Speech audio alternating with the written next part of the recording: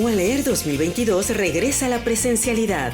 Del 16 al 20 de marzo, los pasillos del Colegio Civil, Centro Cultural Universitario, serán testigos, una vez más, del encuentro entre los libros y sus lectores. Con el Colegio Nacional como invitado de honor, la agenda incluye más de 70 actividades con la presencia de personalidades de la literatura y la academia como Sofía de la Mora, Luis Fernando Lara, Susana Lizano, Juan Villoro, Alejandro Palomas, Leonardo López Luján, Hernán Lara Zavala, Beatriz Espejo, Jasmina Barrera, Alberto Ruiz Sánchez, Silvia Cherem, Benito Taibo, Janet L. Clarion, Celia del Palacio, Imanol Canellada, Cecilia Udave, Florentino Solano. Consulta la programación completa en wanleer.uanl.mx. En su 12ª edición, UANLEER comparte y vive los libros por el saber.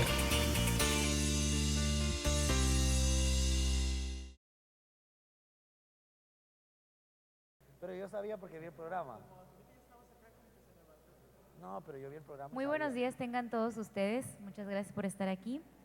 La Universidad Autónoma de Nuevo León, a través de la Secretaría de Extensión y Cultura, les da la más cordial bienvenida a esta Feria Universitaria del Libro UANLEER 2022, que con el lema Por los libros, por el saber y con el Colegio Nacional como institución invitada, nos recibe con mucho entusiasmo después de estos 12 años de pausa. Les recordamos mantener las medidas de sana distancia, así como el uso de cubrebocas que resguarde el área de la nariz, boca y barbilla. En esta ocasión, en el patio ala sur de Colegio Civil, Centro Cultural Universitario, tenemos el gusto de presentar la charla con Luis Lezama Bárcenas, ganador del 8º Premio Centroamericano Carátula de Cuento Breve, convocado por Carátula, Revista Cultural Centroamericana, y por la Fundación Luisa Mercado. Esta charla será moderada por Antonio Ramos Revillas, director de la editorial universitaria, y les pido un fuerte aplauso para nuestro presidium. Y sin más prólogo, les cedo la palabra a nuestros presentadores. Bienvenidos.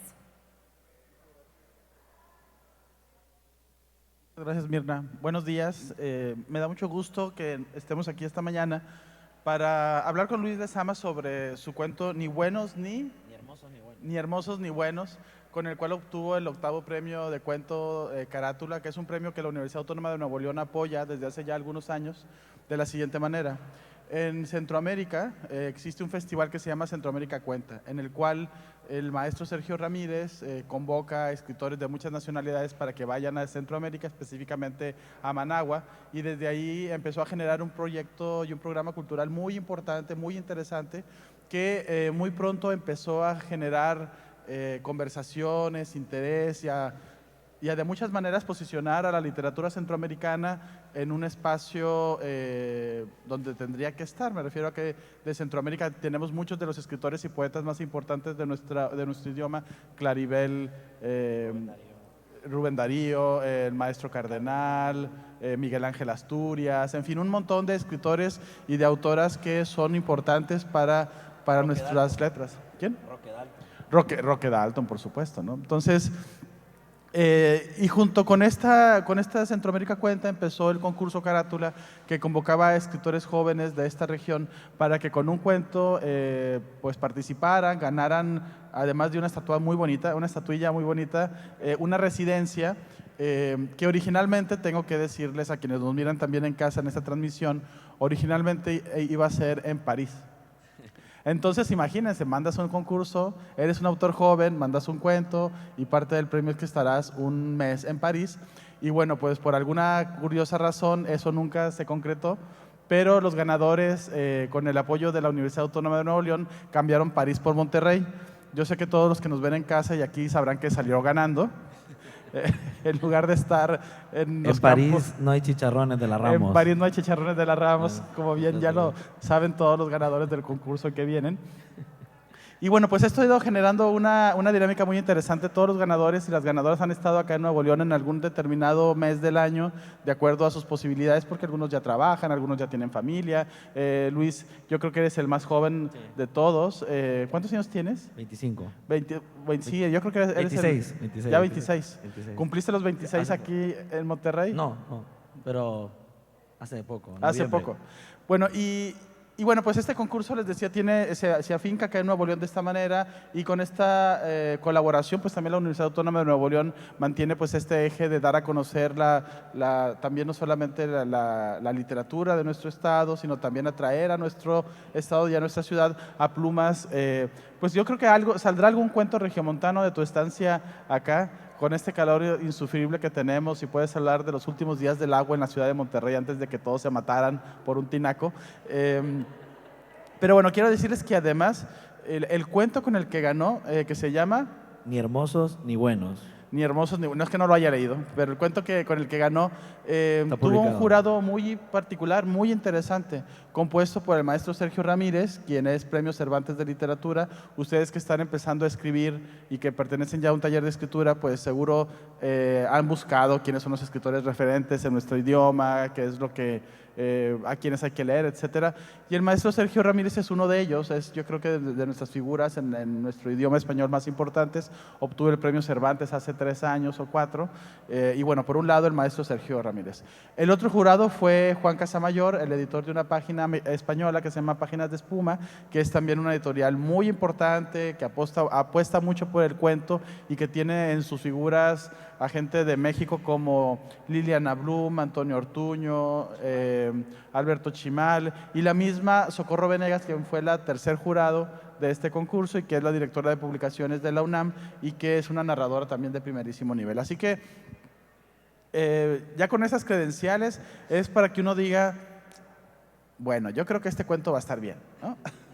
Yo creo que este cuento va a tener como algo fabuloso. Y el cuento lo empiezas a leer ya con esas expectativas, y quiero decirles que no deshace esas expectativas. Es una historia hasta cierto punto muy sencilla, pero que con la habilidad y con la malicia literaria de Luis nos va dando la información poco a poco. Empieza con un adolescente o un hombre joven, no, es un adolescente todavía, ¿no? Sí. Que entra a su casa y está su mamá sentada ante la televisión, y de pronto lo ve y le dice: ¿qué hiciste? Con esta habilidad que tienen las madres para saber cuando uno ha metido la pata, y desde ahí ya empieza como una tensión, porque uno dice, bueno, si la madre ya sabe, es que algo acaba de ocurrir. Y conforme se va avanzando como la narración, uno se va a dar cuenta de que hizo algo terrible, de que esto algo terrible no tiene que ver sí tiene que ver con la violencia, pero no tiene que ver con la violencia que nosotros asumimos siempre, una violencia. Hay una pistola, por supuesto, y como en los buenos cuentos, dice Chekhov, cuando tú le das espacio en un cuento a un instrumento, a la descripción pormenorizada de algo, sabes que ese algo tiene que ser utilizado en el cuento. Y entonces Luis poco a poco va dándonos los elementos con los cuales va a construir un espacio terrible, ¿no? Un espacio que poco a poco te va llevando. Tal vez voy a dar un poquito más de información para que el cuento aparte se encuentra en internet. Ustedes podrían buscarlo en este momento y tal vez leerlos mientras hablamos. Está en la revista Carátula, Sí. que es la revista de Centroamérica Cuenta, y también está en Contracorriente, que es el periódico con el que yo trabajo.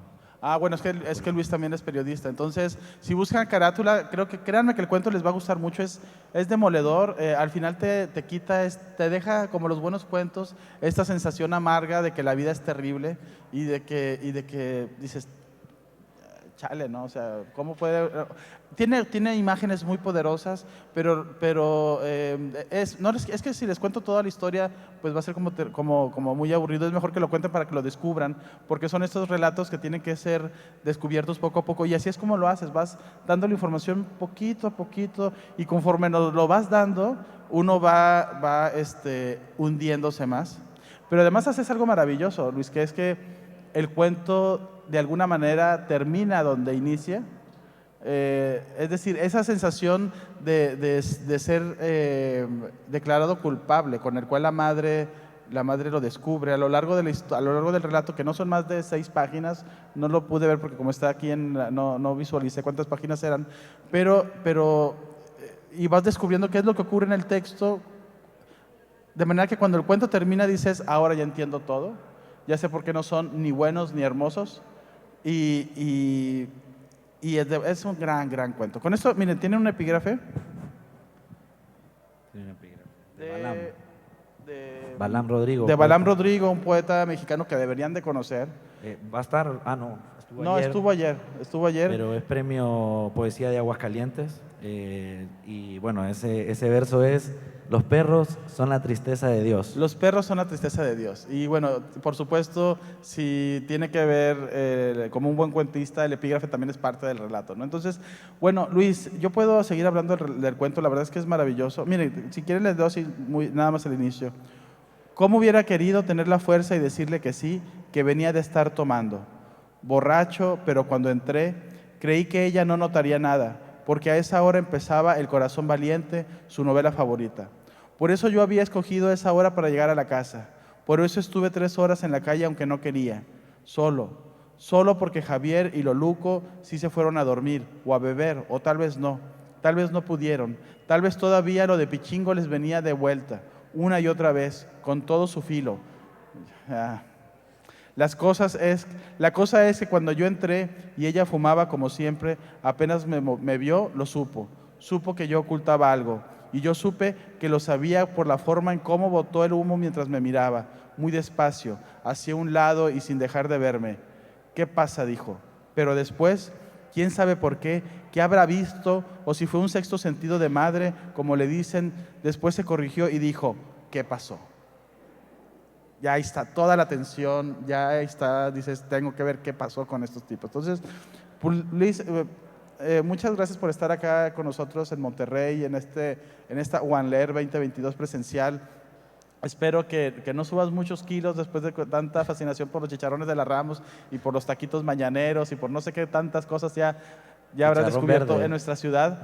Nada más te quiero decir, creo que todos estarán de acuerdo conmigo, que por favor no caigas en el vicio de los elotes preparados con queso, mayonesa, chile, tostitos, cueritos, limón, salsa roja, verde y no sé qué más le pongan, pero he visto a gente que le pone tuétano a esa cosa.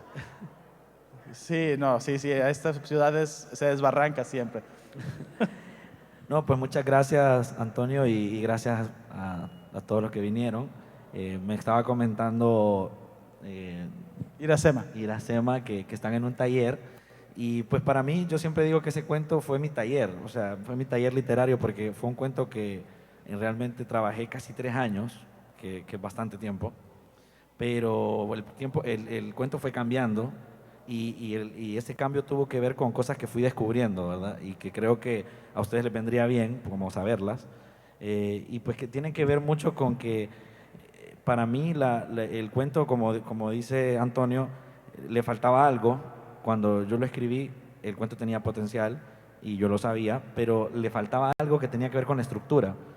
Y esa estructura, que es una estructura circular, tiene mucho que ver con el cuento, con el significado, digamos, del cuento, el sentido del cuento, porque el cuento es como una especie de espiral de violencia.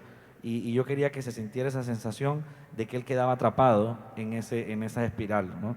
Y claro, cuando yo lo había escrito era un cuento lineal, y no daba esa sensación, a pesar de que estaba la historia y todo, faltaba como que la forma acompañara de cierta manera ese sentido.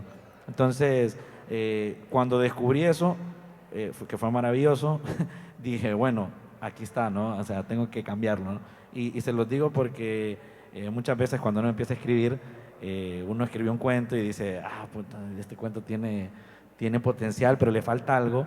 Y no hay que desesperarse de que no lo sé, nunca lo voy a descubrir, ¿no? Es con el tiempo, ¿no? Con las lecturas uno va viendo, va descubriendo estas técnicas literarias, va descubriendo que la forma... Ahorita me gustó mucho que Antonio, no sé si vieron cuando estaba leyendo, se sonrió con una palabra que había al principio, filo, y todas esas cosas, cuando en una primera lectura, el lector no las identifica, pero quedan en el inconsciente, que son como palabritas, ¿no? Que van tirando una pista del cuento, y esas cosas también uno las descubre después, pues. O sea, Antonio, que es un avispado narrador, la descubrió y dijo, aquí ya sé. Tramposo.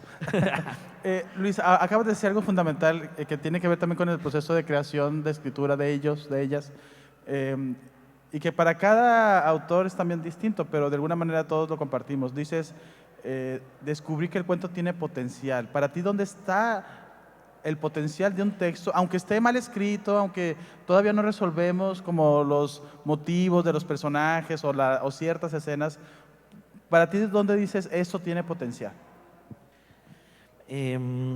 Pues yo siempre que doy talleres, siempre le digo a la gente que para mí lo fundamental son los personajes.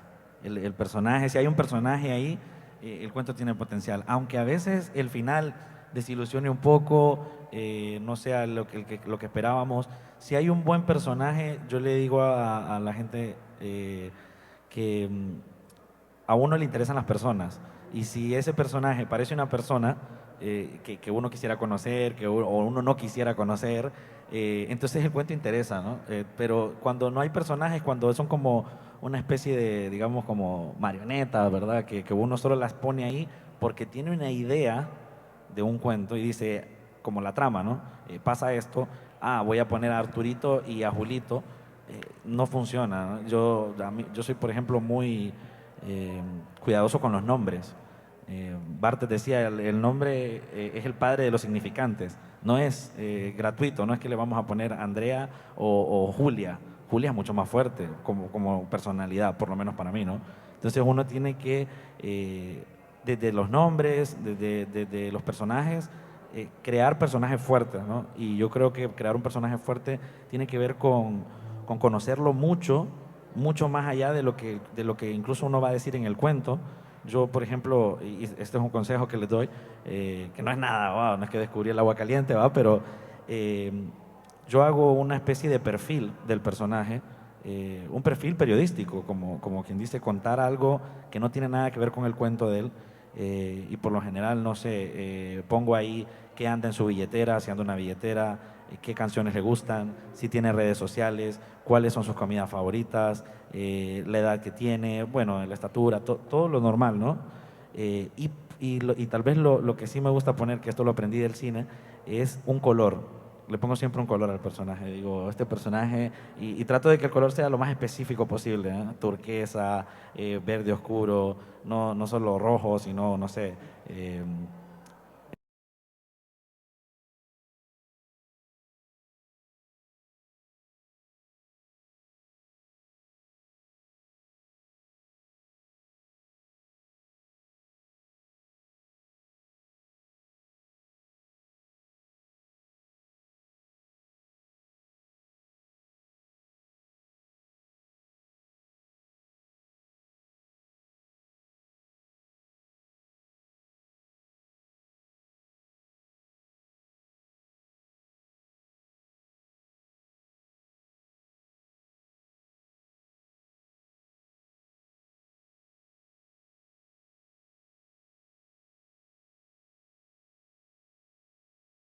No juegue con eso, porque tenemos tan pocas cosas, ¿verdad? Dice Liliana Hecker, mi maestra, dice, tenemos tan pocas cosas para escribir que hay que aprovechar todo lo que se pueda. Son puntos y palabras, o sea, nada más. No tenemos el apoyo visual que tiene un cineasta, no tenemos la música, entonces uno tiene que tratar de aprovechar eso. Y yo, bueno, cuando leo cuentos en talleres de gente que viene a mis talleres, cuando veo un buen personaje digo, aquí hay un cuento. Tal vez no lo has descubierto porque tal vez vos querés contar otra cosa y hay cosas más interesantes, pero hay un personaje y seguirlo descubriendo, ¿no? Y ahí vas a encontrar una historia que él te quiera contar.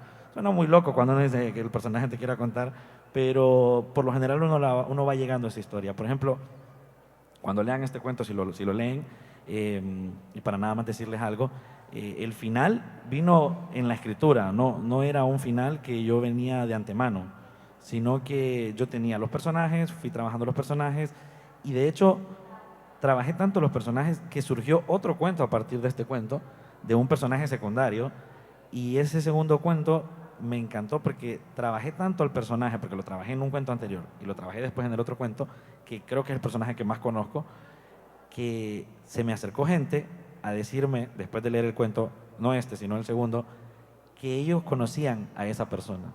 Y yo, bueno, un personaje totalmente inventado. Creo que es lo más maravilloso que te puede pasar como autor, que venga alguien y te diga, yo conozco a esa persona. Y la cosa fue más allá, después la gente me escribía, y está en mi Facebook, porque lo publiqué y ahí en los comentarios la gente ponía, yo quiero tomarme una cerveza con Loluco, que es el personaje, con Loluco, yo quiero tomarme una cerveza con Loluco.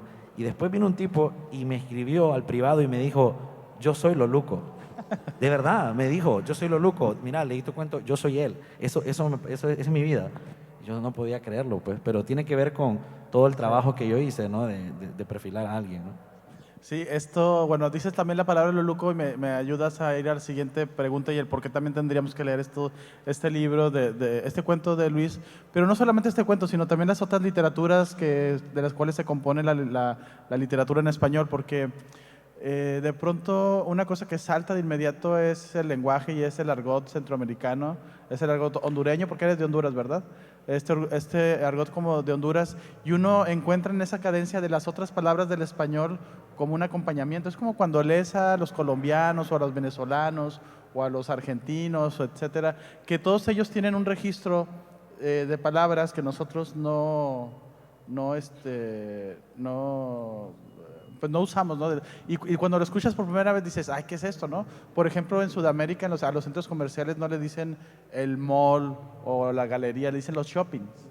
Entonces, la primera vez que dicen, voy a ir al shopping, es así como, ¿qué es el shopping, no? No, pues es claro, pues voy a ir al sitio donde voy a comprar cosas. Entonces, así como eso también tiene esta particularidad, que tiene como la cadencia de las palabras y que muchas son sonoras, digo, no las podríamos apropiar para un relato. Al final de cuentas escribimos en nuestro registro y nuestro registro es el registro del habla de Monterrey, pero es interesante también eso, cómo te vas nutriendo o cómo vas dando un escaparate también del lenguaje hondureño. Y me alegra que lo menciones porque, y esto también tiene que ver yo vivo en Argentina, pero soy de Honduras. Y cuando llegué a Argentina, me pasaba que leía cuentos míos y no se entendían cosas, y eso iba en detrimento del cuento porque no se entendía el cuento, pues. Y cuando tenés un mal maestro del taller, lo que te dice es cambiar la palabra, ¿va? Cambiar la palabra y usar una palabra, por ejemplo, en Honduras decimos brasier y los argentinos dicen corpiño, ¿va? Al sostén de las mujeres. Entonces él me decía, no, pone corpiño, o cosas así, ¿no? Y después me encontré con Liliana Hecker, que también se las recomiendo. Liliana Hecker es una cuentista argentina, Premio Nacional de Literatura Argentina, Premio Casa de las Américas. Tiene un libro de escritura que se los recomiendo en el taller. Se llama La trastienda de la escritura. Es un librazo de técnica literaria que escribió ella. Ella ha dado talleres por más de 50 años. Y cuando llegué al taller de ella, leí este cuento, el de que ganó el premio Carátula hace años, ¿no? Estoy hablando mucho antes de que ganara el premio. Y Liliana me dice, no entiendo algunas de las palabras, pero no las vayas a cambiar. Quiero que la escribas, lo reescribas de forma que se entiendan. Y me dijo, yo leí a Rulfo cuando tenía 17 años, me dice, nunca había salido de Argentina y yo entendí perfectamente lo que Rulfo usaba, las palabras por el contexto, ¿no? Y este cuento está lleno de esas palabras, palabras como guachimán, por ejemplo. No sé si acá la usan. No. Por ejemplo, guachimán en Honduras es como una especie de guardia, es una especie de guardia que no es guardia, sino que es un campesino que viene a la ciudad, lo contratan como en un barrio para que cuide y le dan un machete. Y le dicen que él es el que tiene que cuidar el barrio y por lo general vive en una caseta ahí en la entrada de los barrios.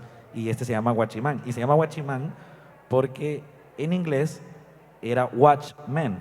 Y bueno, esto empezó con los gringos que llegaban a Honduras para que alguien los cuidara, contrataban a estos campesinos y le decían el watchman, y después la palabra fue degenerando en guachimán. Y Liliana le encantaba la palabra, pero me decía, pero yo no entiendo qué es un guachimán. Ahora, si me lo contextualizas un poco, voy a entender que es un guardia sin saber que es un guardia. Y creo que lo logré, fíjate, porque el cuento lo he leído en Cuba, por ejemplo, también, y los cubanos lo entendían y decían, guachimán, guachimán, y me molestaban. Entonces, yo pensé que era un superhéroe, ¿no? El nombre era como para guachimán, ¿no? El guachimán. Sí, ¿no? Y así hay muchas palabras, ¿no? Entonces, por ejemplo, les digo a ustedes que también, pues, el lenguaje de acá también es bien particular. Cuando escriban un cuento, nunca dejen de usar su lenguaje, el lenguaje regio, supongo que así se dice, porque a veces eso le da como el gusto, ¿no? A los cuentos. y a veces uno por tratar de encajar o porque va a mandar a un concurso internacional, dice, le voy a cambiar las palabras y eso está mal, pues. O sea, uno lo hace siempre, yo lo hice al principio. Hay otro cuento mío que ganó un concurso también, se los recomiendo, se llama Bañar al bebé. Ganó un concurso de la Fundación García Márquez en Colombia y ese cuento, si lo leen y leen parecen dos escritores diferentes porque en el de Bañar al bebé yo escribía como argentino, o sea, quería encajar en el lenguaje argentino y usaba palabras argentinas. Y el cuento estaba muy bien, pero ahora digo, pucha, me hubiera gustado escribirlo como hondureño. Pues, o sea, Como hondureño, claro. y de hecho tuvo que ver Ni Hermosos ni Buenos con ese reto que me autoimpuse, ¿no? Voy a escribir como hondureño y voy a lograr que este cuento gane algo, pues, para demostrar un poco que el lenguaje hondureño es útil también, ¿no? Es bonito, como todos los Bonito, lenguajes. Bueno, una última pregunta para también, por si ustedes quisieran hacerle alguna, no sé, saber algo sobre el cuento. Créanme que el cuento es desolador. El cuento arranca así, como ya lo escucharon, y vas poco a poco enlodándote en él, creo que esa es la palabra, vas enlodándote en él hasta que finalmente dices, caray, ¿no? O sea, qué feo está esto. Pero dijiste al principio que tardaste 3 años en escribirlo. ¿Cómo mantener el impulso de decir, sí lo voy a terminar? Porque creo que a todas y a todos nos pasa que cuando tenemos un relato y vamos en este proceso de la reescritura, de montar los personajes, uno se desespera, ¿no? Dice, ya quisiera dar como con el fin, ya quisiera resolver esto, ya quisiera que lo que quiero decir. Hay un texto que me encanta de este Pessoa, en su libro, el libro del desasosiego se llama, que es un libro hermosísimo. Si algún día lo pueden leer, créanme que se va a convertir en su Biblia. Pero en este libro del desasosiego hay una escena, hay una parte en la cual Pessoa dice ¿cuántas veces estando en la mecedora, bueno, no dice mecedora, estando sentado en el porche de mi casa, tampoco dice porche, he estado sentado en el pórtico de mi casa, con la mente nublada por los recuerdos y por la imaginación, dice, he tenido la primera oración magistral de un cuento o de una novela y se ha desatado toda la historia, toda la trama, dice, pero en cuanto me levanto y en lo que llego al escritorio para apuntarla, esta desaparece. Entonces, creo que a todos nos pasa que hemos tenido como, aquí hay un cuento, aquí esta frase es la que funciona, y justo en el momento que tomamos el teclado, desaparece, se nos escapa, ¿no? Pero parte del oficio, porque eso creo que es lo que tiene que ver con eso, parte del oficio es cómo hacer para recuperar eso que se pierde y cómo hacer para tener la paciencia de decir, bueno, aquí está la historia, que yo creo que tiene ese potencial, y me va a llevar 3 años, 5 años, pero tengo que seguir trabajando en él. Pues tiene que ver, algo ético, ¿no? Yo creo que la ética de cada uno es tratar de hacer lo mejor, pero eso suena muy simple. En realidad hay una razón que es la que a mí me empuja, y es que me pongo a pensar, hay tantos escritores buenos, ¿por qué va a venir alguien a leerme a mí? O sea, por ejemplo, ¿por qué van a leerme a mí antes que a Antonio, que tiene mucha más trayectoria? Y yo digo, bueno, porque tal vez por eso debo esforzarme, ¿no? El 5 veces tal vez, ¿no? Lo que haría alguien. Entonces, la oportunidad que uno tiene de que lo lean son mínimas, realmente. O sea, yo aquí tengo la oportunidad de que tal vez ustedes, unos 5 curiosos, digan, lo voy a ir a leer. Y eso tiene que ver con que yo digo, bueno, si lo llego a sentar ahí, tengo que agarrarlo como del cogote, ¿va? Y que no se vaya. Entonces, uno tiene que como motivarse a eso, ¿no? A decir, no, los pocos cuentos que llegue a publicar o que llegue a salir en una antología o mandar un concurso, tienen que ser fuertes, ¿no? Yo creo en la calidad más que en la cantidad. Eso tiene que ser como la motivación de cada uno, ¿no? O sea, yo no tengo muchas oportunidades de que me vayan a leer, realmente. O sea, uno cuando viene empezando. Liliana dice que uno tiene que tener una mezcla de arrogancia y humildad a la hora de escribir, ¿no? Y dice, arrogancia dice, humildad porque hay tantos escritores, ¿no? Ya buenísimos, porque van a leerme a mí antes que a Dostoyevsky o toda la obra de Dostoyevsky. Entonces ahí uno tiene que ser humilde, pero uno también tiene que ser arrogante y tiene que decir, yo tengo algo que decir, yo puedo contribuir a esto, pero no podemos contribuir, yo creo, con un cuento que escribimos hace un mes, ¿no? O sea, está bien para el taller. En el taller uno, como yo les digo, la palabra taller es como se escucha, ¿no? En un taller uno lleva un carro malo, no lleva un carro bueno. Cuando la gente llega al taller y lleva un cuento y se desilusiona, yo le digo, no te desilusiones porque si viniste acá es porque el cuento necesita cosas pues todavía. Si vos lo ves como un concurso literario, entonces nunca vas a estar satisfecho. Más bien deberías irte alegre que el cuento puede mejorar. Y todo cuento, esa es otra cosa, puede mejorar. Estoy seguro que si Antonio, yo le pidiera el favor que me dijera un par de cosas que yo pudiera mejorar en el cuento, me las dice y seguramente las hay, ¿no? Borges decía que los cuentos no se terminan, que se abandonan. Y es totalmente cierto. Él corregía hasta ya cuando estaba ciego, pedía que le leyeran y quitaba partes, ¿no? Hay una entrevista muy buena de él en España, que el entrevistador le empieza a leer poemas y él le dice, tácheme esa palabra, por favor, y para recordarla a mi editor que hay que quitarla. O sea, ya estaba ciego, ¿no? Entonces, imagínense, Borges, para mí el cuentista más grande, ¿no? Así tenía esa ética, ¿cómo no la vamos a tener nosotros? O sea, entonces, creo que tiene que ver con eso. Cuando uno le gusta la lectura, le gustan los escritores, o sea, los admira, tiene que tomarlos como ejemplo, ¿no? Y Borges creo que era un ejemplo de eso, ¿no? Imagínate, nunca se atrevió a escribir una novela, porque decía él, no tengo nada que necesite más de 6 páginas. Y de hecho, en ese sentido, Borges incluso tiene cuentos que hay gente que ha escrito novelas. Incluso hay un escritor argentino que fue profesor mío en la Universidad, Cayaján, hizo una novela que se llama El Aleph engordado. Él es tu maestro. Sí, fue a que demandó la heredera de los derechos de Borges, María Lo demandó. Kodama.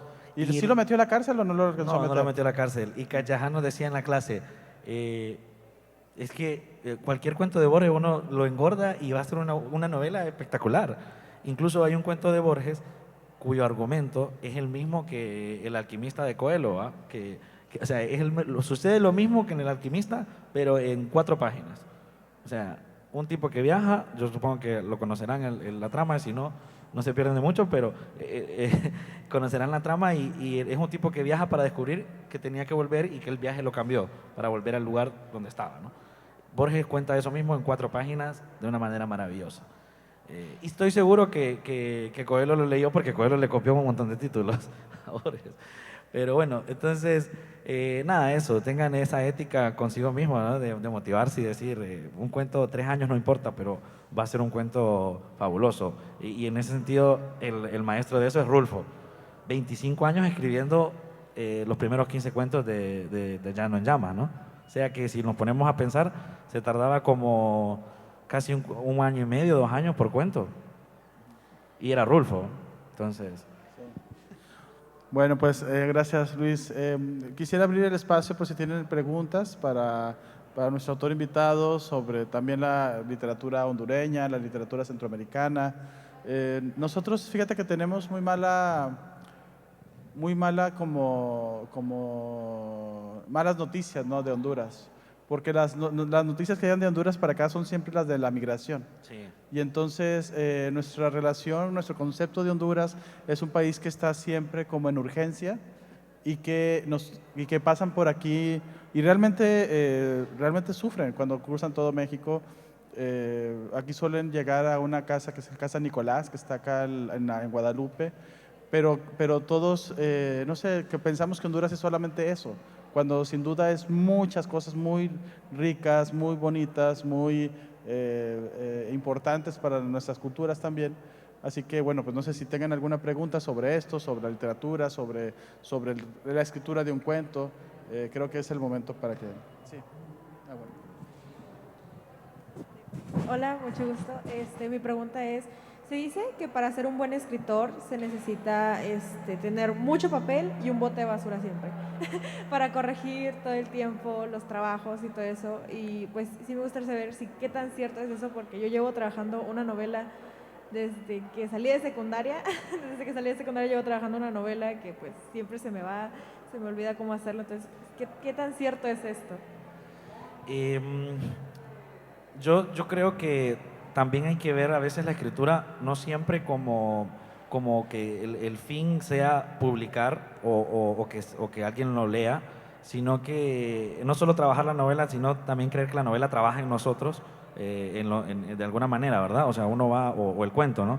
Uno va trabajándolo y aunque uno no lo termine y uno no lo termine de trabajar eso trabajó en nosotros, eso te lo puedo asegurar. Cualquier página que uno escriba, de alguna manera lo influye en su escritura. Entonces, ese de Hemingway es famoso, ¿no? Él decía el shit detector, el detector de, bueno, no voy a decir la palabrota, pero, es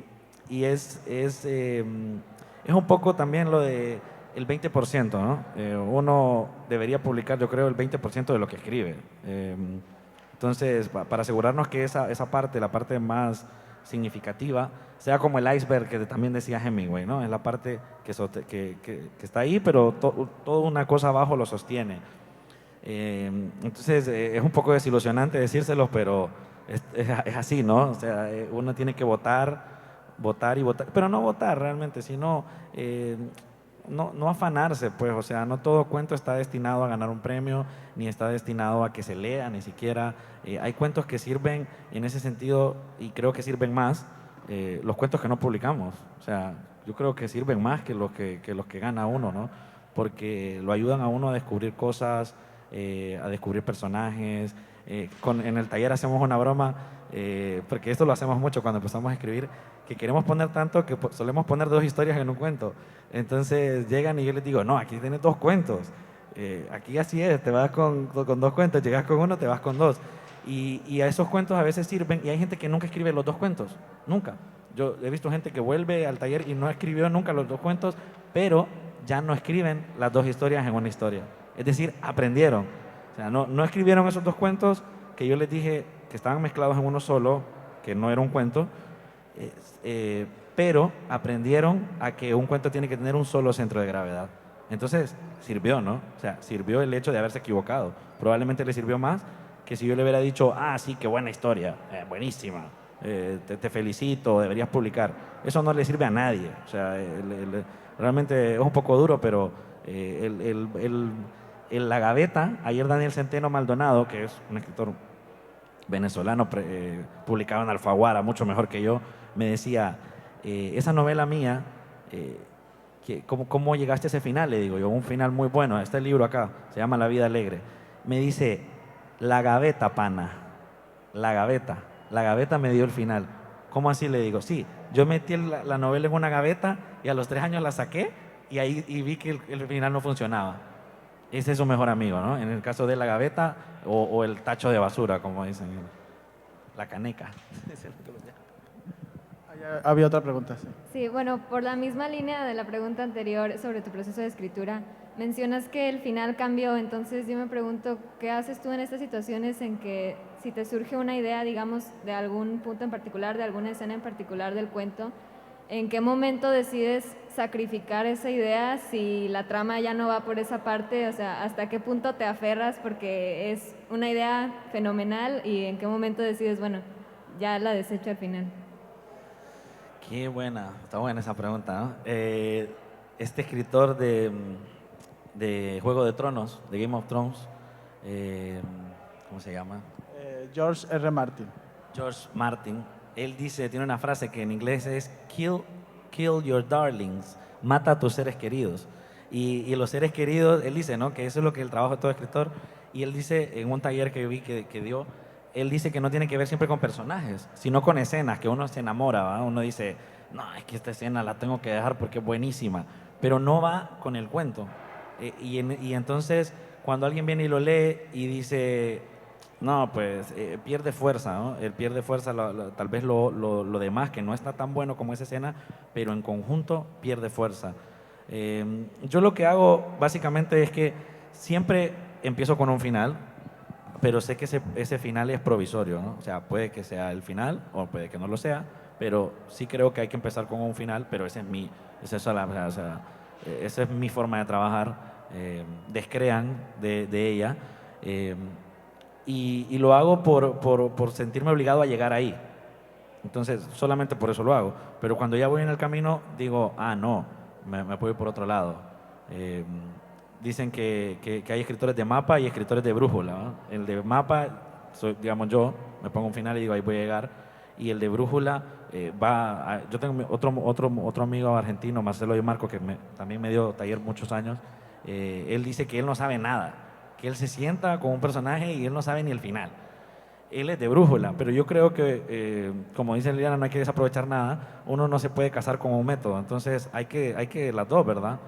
Me pongo el final, pero voy con la brújula y si miro que hay otro norte, me voy por ahí. Entonces, yo lo decido en el momento en el que sé que no es lo mejor para el cuento. Aunque la escena sea fascinante, uno se enamora como de la musiquita, ¿va? De algo que escribió. Pero cuando ya me estoy dando cuenta que me estoy enamorando mucho, digo, no, esto no puede seguir así. Suena como una relación tóxica, ¿va? Pero Sí, la relación tóxica con lo que escribimos sí es como, debería estar en el top, ¿no? De las relaciones tóxicas que tenemos. No sé si hay alguna otra pregunta. Y bueno, si no Acá, hay, sí, acá. me gustaría recomendarles que lean revista Carátula. Es una revista centroamericana donde se publica lo mejor de Centroamérica, y no solo de Centroamérica. Tenemos entrevistas con gente de Sudamérica, con gente de México. Es una muy buena revista. Daniel, el director, va a estar hoy acá presentándose. No, Entonces, fue ayer. no, pero va hoy también a presentar a Villoro. Ah, claro, sí. Va a presentar a Villoro. Entonces, al lado de Villoro, que está con toda la gente, ahí va a estar Daniel. Al lado, si lo quieren conocer. Y es una revista donde van a ver muchos cuentos. Están los ganadores del Carátula, o sea, no solo yo, los anteriores, el que ganó este año, están muy buenos también, se los recomiendo. La página. ¿A qué hora va a estar Daniel? Creo que a las 6. A las 6 con Villoro. Y les recomiendo también, si les interesa seguir un periódico que yo estoy manejando la sección cultural, se llama Contracorriente.red. Somos un periódico digital de Honduras. Ahí publicamos crónicas, periodismo de investigación, y tenemos una sección cultural donde estamos publicando cuentos. Y de hecho, si quieren mandarme un cuento y salir publicados, pues tenemos una media como de 25, 30 lectores cada fin de semana, que ya es bastante, ¿va? Entonces, pues si me mandan un cuento, es un proceso ahí de ida y vuelta, editamos, corregimos, entonces les puede venir bien a las que quieran o a los que quieran mandar un cuento.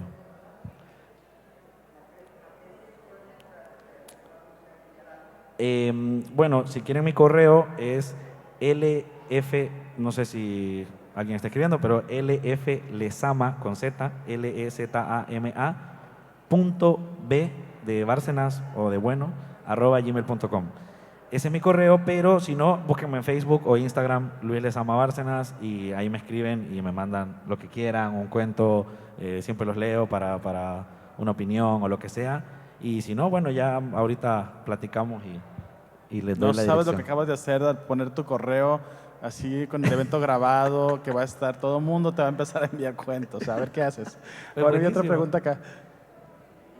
Bueno, al menos yo tengo un personaje, como usted dijo, que ya tengo hecho y tengo todo, hasta la cédula casi, pero me gustaría saber cómo hacer para desprenderte de un personaje que ya has puesto en tantas situaciones que ya no hayas un cuento para él. O sea, que ya lo pusiste en varias situaciones y ya querés olvidarte de él, decís. Pues mira, yo creo que hay varios, uno tiene más de 10 historias en la vida, por lo menos, cualquiera, ¿va? Incluso la gente que no ha escrito. Y tenés razón, a mí me pasó lo mismo, con un personaje que se llama Loluco, es que te digo, que lo trabajé en un cuento, lo trabajé en otro, y después lo volví a meter en otro, y un día me dice Liliana, hey, ya parala con el tal Loluco, se nota que te gusta y todo, pero, me dijo, o escribí una novela, o sea, escribí una novela de él hasta que te lo saques. Entonces, yo te diría, no hay una manera de decir ya más que escribiendo. Escribirlo hasta la saciedad. O sea, vos misma te vas a dar cuenta, si es un cuento, escribí todos los cuentos que quieras escribir de él, ¿por qué no? Si es para disfrutar y si lo estás disfrutando. Y si no, es que ponete a escribir una novela, ¿no? O una serie de cuentos enmarcados, fragmentados de él, que de alguna manera cuenten su vida de este personaje. Entonces no lo deseches, pues, porque ¿por qué lo vas a desechar si te gusta, si lo conoces bien, si tenés, como decís vos, hasta la cédula? No veo por qué tendrías que dejarlo. Así que aconsejo. O como decías de George R. Martin, ¿no? Mata a tus personajes. Matalo, sí, y seguramente va a ser un buen giro. Sí, Conan Doyle mató a Sherlock Holmes y él dijo, porque ya no soportaba estar escribiendo de Sherlock Holmes, porque le pedían libros y él ya estaba aburrido de Sherlock Holmes y de Watson. Lo tuvo que matar y después lo tuvo que revivir. Sí. Imagínense. Sí, dijo, no, esto fue un error. Bueno, pues si no hay ninguna otra pregunta, no me queda más que agradecer, por supuesto, a Centroamérica Cuenta, que también estés acá con nosotros, Luis, al festival, a todo el equipo de allá, Claudia, Neira, a Sergio, a Daniel Centeno, por supuesto, como director de la revista. Y bueno, invitarlas a que busquen el cuento, ya les pasaron el link, o al menos les dijeron el título, que es... Ni hermosos ni buenos. O si no, hermosos, pongan premio Carátula Luis Lezama y les va a salir en Carátula el cuento.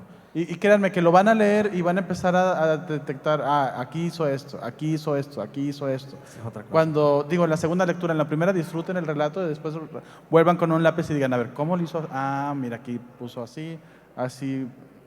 Y es un muy buen cuento para analizar y para que tomen herramientas para su propia escritura. Y cierro con esto nada más, agradeciéndoles a todas y a todos por venir. Gracias por traerlos. Y decirles que, bueno, que sigan Centroamérica Cuenta. Ahí van muy buenos escritores. Por lo general se transmite como la One Leer. Entonces, ahí hay muchos conversatorios. De hecho, ahorita están haciendo muchos.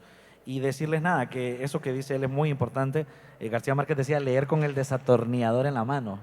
La primera lectura no la lee y la segunda es para estar desarmando el cuento. Entonces, les recomiendo eso también. Muchísimas gracias. Muchas gracias. Muchas gracias. Agradecemos a nuestro presidium, esperemos que les vaya muy bien en su taller y también les recordamos, muchachos, que dentro de los módulos de información tenemos unos códigos QR para que ustedes puedan calificar esta feria del libro, las presentaciones y los talleres. Su opinión para nosotros es muy importante y por su atención, muchas gracias.